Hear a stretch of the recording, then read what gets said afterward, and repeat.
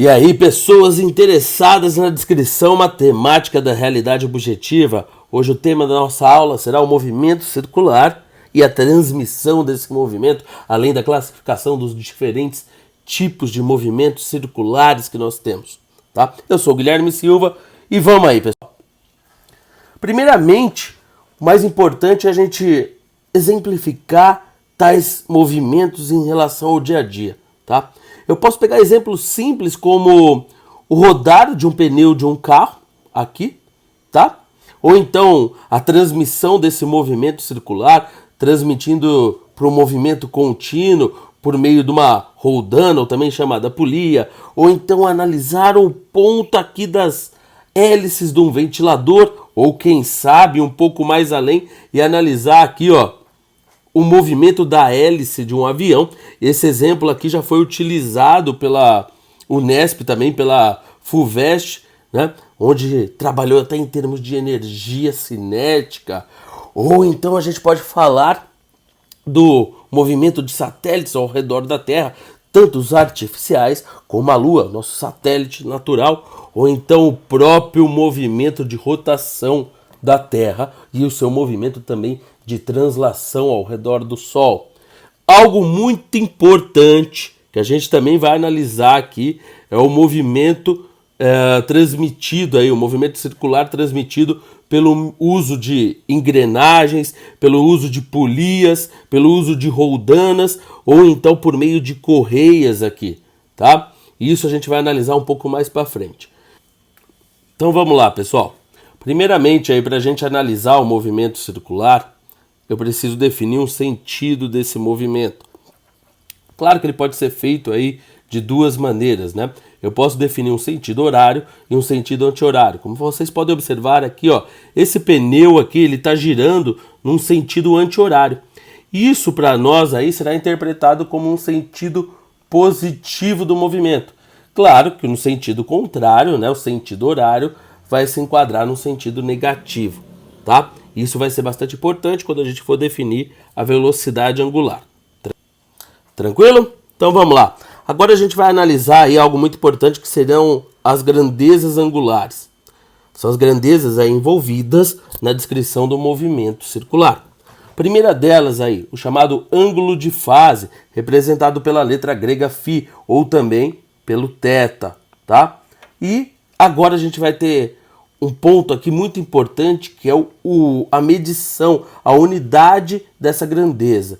Aqui, ângulo, a gente vai trabalhar sempre em radianos, seria o SI. No Sistema Internacional, ângulos em radianos, não em graus. E claro, o deslocamento angular, ou também a variação angular, né, é o ΔΦ, ou também chamado Δθ, tá? Também trabalhado aí em radianos, correto? A velocidade angular é representado pelo ômega e também é dado aí em radianos por segundo, certo? E a definição a gente já vai ver agora. A aceleração angular, representado pelo alfa, dado aí em radianos por segundo ao quadrado. E logo mais a gente vai trabalhar também com a aceleração centrípeta, tá? Eu costumo representar pela letra A com um Czinho aqui embaixo indicando a aceleração centrípeta, tá? Outro ponto importante que a gente vai definir agora, ó, é o caso do movimento circular uniforme, que também a gente tem dois termos aí que são utilizados, que é a ideia do período e da frequência. O período é representado pela letra T maiúsculo. E como que é uma unidade de tempo, no SI é dado em segundos. A frequência seria o F. No SI ele é dado em hertz, Hz, que nada mais é do que o inverso de segundo. Pessoal, se vocês ficarem em dúvida em relação aí aos ângulos, vamos dar uma recordada aqui. Primeiramente, a gente tem que saber transformar de radianos para graus e vice-versa, de graus para radianos. Então aqui eu tenho o equivalente.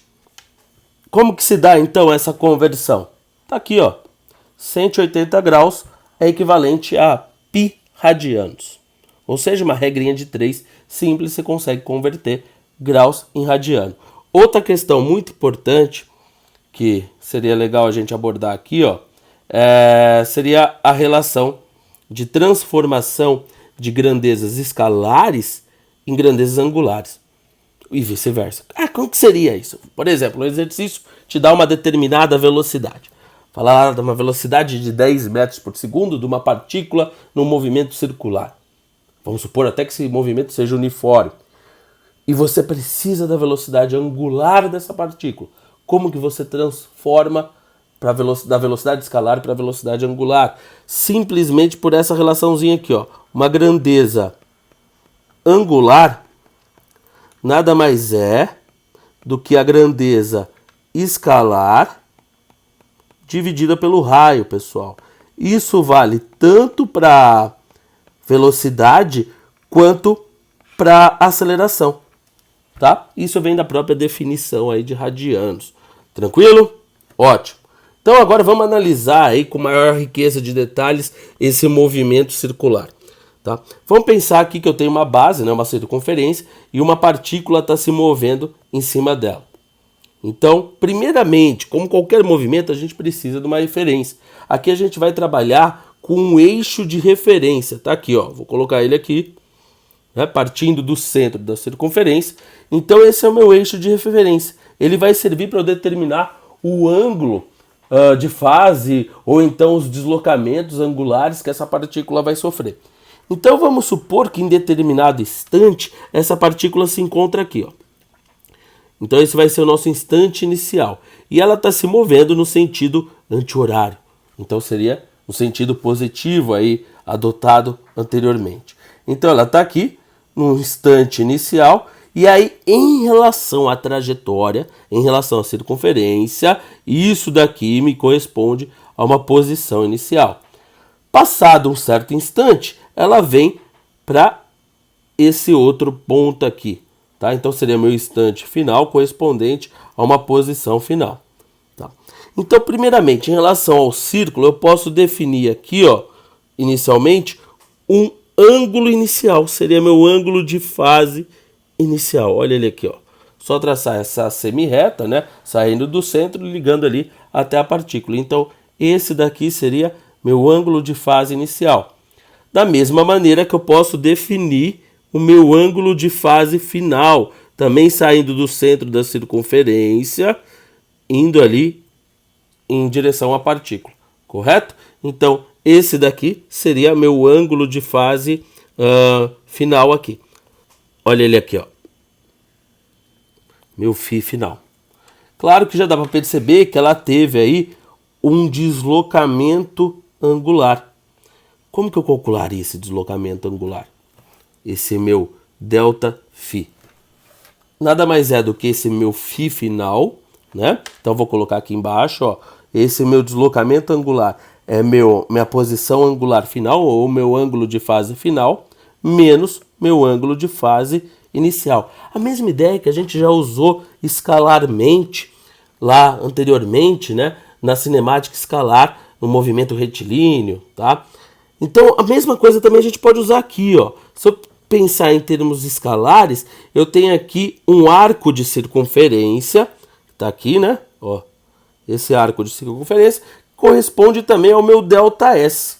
E a gente vai utilizar dessas duas relações, do deslocamento escalar e do deslocamento angular, para definir daqui a pouco uma relação entre as duas novamente, tá?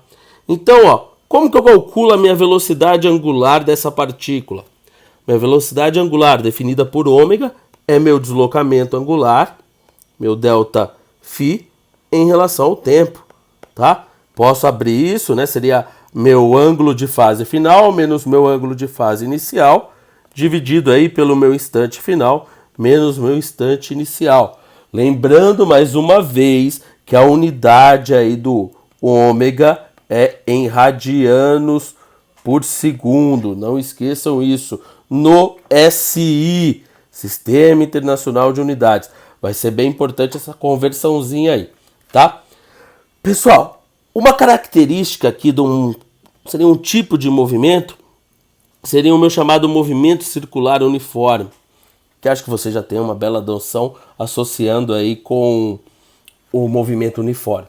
Aqui eu vou ter a velocidade constante, tanto a velocidade escalar quanto a velocidade angular. Além disso, a gente pode definir duas novas grandezas aqui, que seria o tempo de uma volta completa, também chamado período do movimento, correto? Que é representado pela letra T maiúscula. E eu também tenho a frequência do movimento. O que é a frequência? É a quantidade de voltas que o corpo dá, aí, que o móvel dá, por unidade de tempo. Então, ó, frequência está aqui, representada pela letra F. O período ele é dado em segundos, porque é unidade de tempo. E a frequência, como você já sabe, já falei anteriormente, é dada em hertz. Lembrando aqui, ó, que 1 hertz corresponde aí ao inverso de 1 segundo. Então, seria isso daqui a definição de hertz. Tranquilo? Tá. Por que eu quis ressaltar isso daqui, ó? Porque vamos definir, utilizando tais conceitos aqui de período e frequência, as grandezas de velocidade escalar e de velocidade angular no movimento circular uniforme. Como que elas ficariam, então, tais grandezas aqui? Bom, a velocidade escalar, nós já sabemos como que é, né? Nós já trabalhamos essa velocidade escalar anteriormente. Como que ela é definida? V é igual o ΔS por ΔT. Só que a gente vai considerar agora uma volta completa, tá? Olha aqui, uma volta completa. Se é uma volta completa, o meu ΔS corresponde a 2πr. E o tempo dessa volta completa seria meu próprio período. Qual que é a relação fundamental que eu tenho entre período e frequência? O período nada mais é do que o inverso da frequência. Como assim? Vamos pensar um carrinho se movimentando no movimento circular e ele dá uma volta a cada meio segundo, certo? Portanto, esse meio segundo seria o período, é o tempo de uma volta completa. Mas quantas voltas ele dá em um segundo? 2 voltas. Concordam? Então, qual que é a frequência? 2 voltas por segundo, que é a mesma coisa que eu falar 2 Hz. Olha aí a definição do Hertz. Tranquilo? Então, vamos voltar aqui, ó. E no lugar de colocar o inverso do período, nós podemos colocar isso daqui, 2πr vezes a frequência. Olha aí que bonitinho, tá? E se a gente for definir, então, a velocidade angular? O que é a velocidade angular? É o meu deslocamento angular, ou seja, meu ΔΦ em relação ao tempo. Por uma volta completa em radianos. Não se esqueçam disso. Uma volta completa em radianos, 360 graus, tá certo. Mas aqui a gente tem que trabalhar em radianos. Então, 2π dividido pelo tempo de uma volta completa, que é o período. Então, isso daqui também pode ser escrito dessa maneira, 2πf. Pessoal, não sei se deu para perceber, ó, mas aqui dentro da velocidade escalar tá a velocidade angular. Olha aqui, ó. A velocidade escalar só é a velocidade angular multiplicada pelo quê? Pelo raio. Então a gente chega naquela equaçãozinha novamente aí, ó, de conversão, essa equação importante para nós, que é a velocidade escalar idêntica à velocidade angular vezes o raio, ou então a chamada V a bundinha do Rutherford. Pessoal, por hoje é só, moçadinha. Tenham bons estudos aí para vocês. Um beijo no coração e até a próxima!